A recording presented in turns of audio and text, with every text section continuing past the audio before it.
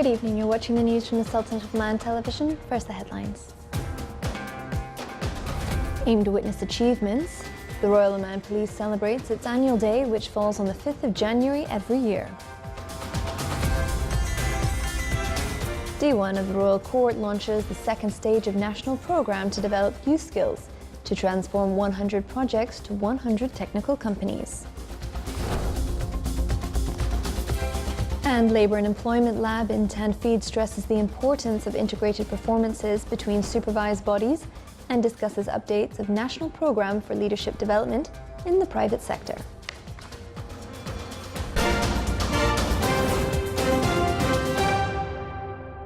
Those are the headlines, and now for the news in detail. The Royal Oman Police celebrated its annual day aimed many achievements in all fields of police services and security work. It opened a number of its new buildings in various wilayas of the Sultanate and modernised its e-services.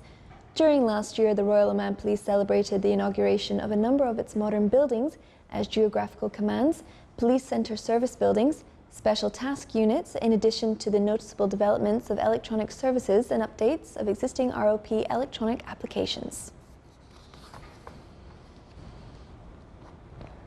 The D1 of Royal Court launched the second phase of the National Programme for Youth Skills Development. The programme aims to prepare 100 male and female youth in the fields of the Fourth Industrial Revolution and the establishment of 100 companies to localise modern technologies. This will be achieved through an educational journey inside and outside the Sultanate, in partnership with local and international establishments. Earlier, around 1,000 male and female youths from various governorates of the Sultanate took part in the first phase of the programme, that included fields such as digital marketing and science of programming and data. The Supervisory Committee of Labour Market and Employment Laboratory in the National Programme for Economic Diversification, Tanfeed, stressed the importance of integration of roles of the bodies supervising the targeted sectors for employment and the supporting role of the Ministry of Manpower.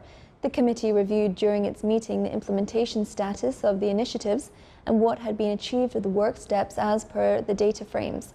It also followed up what had been implemented of the measures related to initiatives being implemented by the Labour Market and Employment Lab. The committee also discussed the latest developments with regard to the national programme for the leadership development in the private sector, analysis of the current situation of construction sectors, and the work plans for the current year. The meeting was chaired by His Excellency Sheikh Abdullah bin Nasser Al Bakri, Minister of Manpower. 14 touristic sites in various governorates of the Sultanate and integrated training programs will be developed for Omani youths to join the labour market in the tourism sector.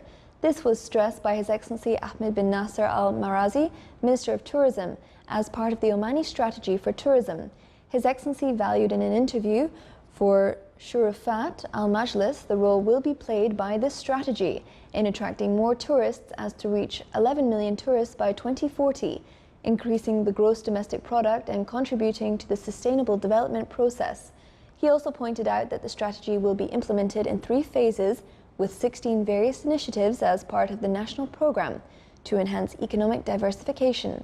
His Excellency commended the initiatives of the tourism sector that seek to deal with current challenges being faced by the sector, adding that the tourism sector in the Sultanate is witnessing a good growth as per the international evaluation. Review of the activities of conventional banks denotes an annual growth in total outstanding credit of 5.3% as at the end of October 2018.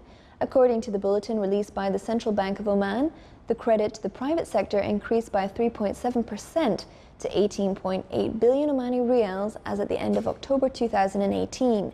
Conventional banks' overall investments in securities stood at 3.2 billion Omani Rials as at the end of October 2018. Investments in government development bonds and government sukuk increased by 20.3% over the year to 1.4 billion Rials at the end of October 2018. The production of standard-grade petrol, M91, by Oman refineries has increased by 41% to touch 13.41 million barrels till the end of November 2018, over the same period of last year. However, according to data released by the National Centre for Statistics and Information, NCSI, the output of supergrade petrol M95 declined by 19% to 10.99 million barrels during January to November this year. The surge in production of standard grade petrol over supergrade petrol was supported by a significant growth in demand. The NCSI report also showed that diesel output rose by 22% to 27.57 million barrels, while aviation fuel production jumped by 89% to 12.22 million barrels during the 11-month period of 2018, over the same period of last year. The production of liquefied petroleum gas, LPG, also inclined by 17% to 6.36 million barrels during the period under review. Still to come in our news bulletin. The 18th Harbin International Ice Assemblage Sculpture Championship concludes in northeast China.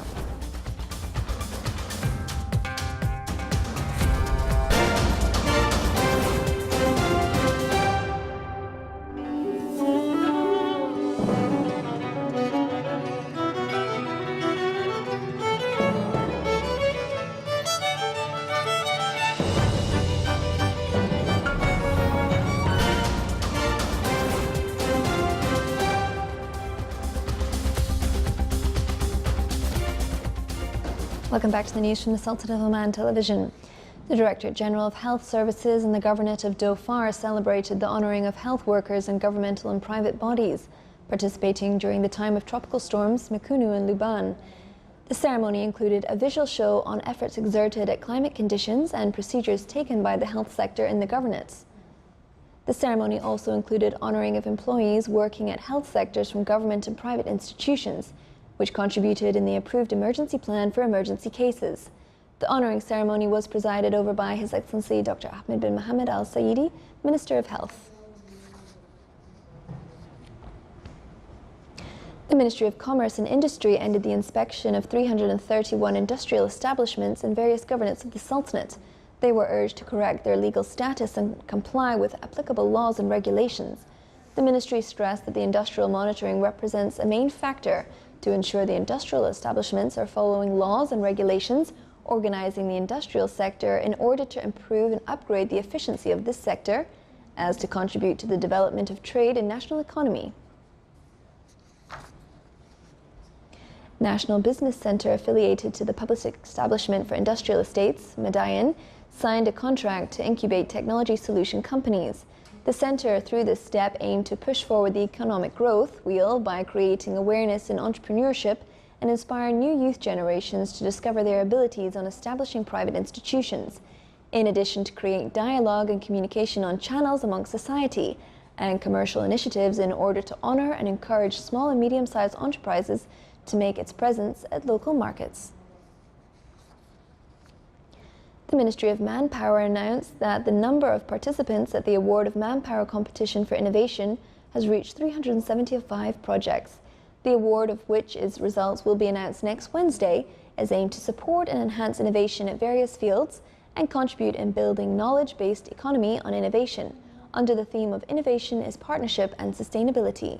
The award will contribute in transforming the winning projects into reality so as to participate in sustainable development.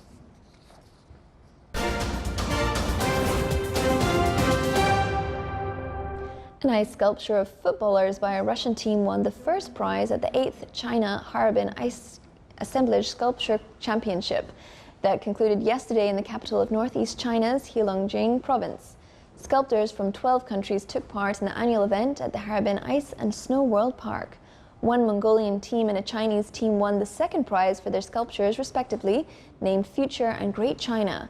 The 6-day contest attracted 64 members of 16 teams from Russia, Spain, Italy, India, Ukraine, Britain, Poland, Mongolia, Egypt, Mexico, Canada, and China. The ice artists had to brave temperatures of below -10 degrees Celsius to finish their work. Each team was provided with 10 natural ice blocks carved from Harbin's river to engrave one sculpture. The blocks of ice were to be used no less than 80%.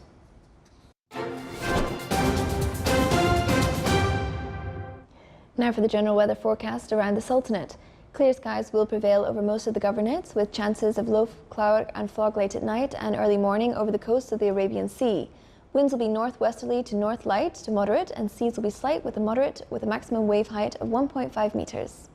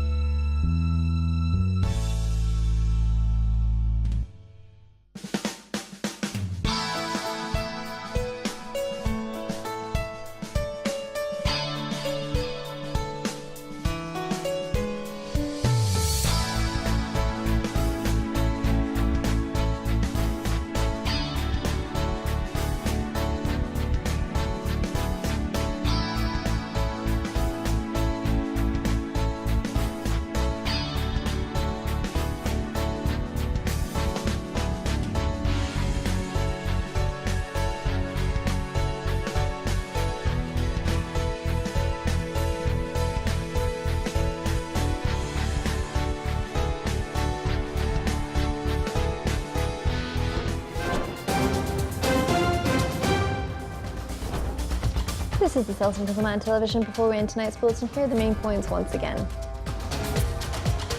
Aimed witness achievements, the Royal Oman Police celebrates its annual day, which falls on the 5th of January every year.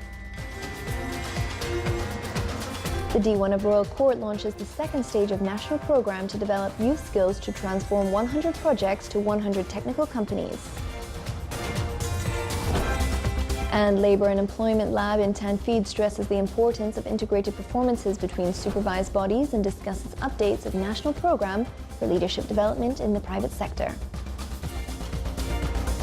With that, we come to the end of tonight's news bulletin. From all of us here at the newsrooms and the studio, it's good night.